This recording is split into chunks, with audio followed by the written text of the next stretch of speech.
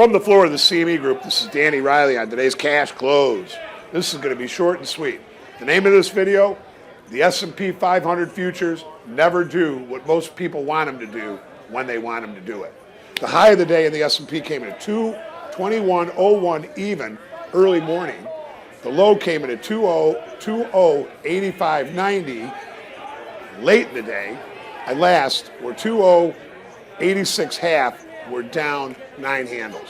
Total volume going to be right around 1 million, 1.1, still on that kind of low volume grind, and 2,000 big S&Ps trade in the pit. The MIM showed 84 million to sell, and the actual MOC came out sell 50 million. Tomorrow we have the PPIFD, we have the retail sales number, we have the Redbook number, we have the NFIB Small Business Optimism Index. Why do they make those things so long like that? And then they have business inventories, and then we have my good friend Narayana Kocherlakota speaking. Like I said, I think I got that now. If anybody can send me a recording of the way that name is pronounced, maybe I could really get it. But anyways, look at it. The day started out really slow, but it was a slow grind to the upside as the S&P retraced its GLOBEX highs and put in a new high at 21.01 even. But then after that, the S&P kind of lost steam, and I saw it, but I was off by a couple handles, and it just slowly started to retrace back down.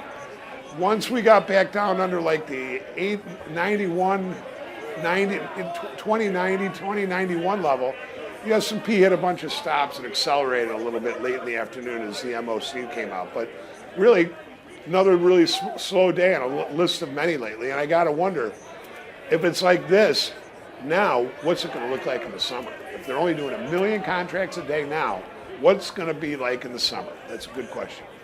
Now, I want to go back to the title of the video here, that the S&P never does what most people want it to do when they want it. And today was a great example. The S&P ran up.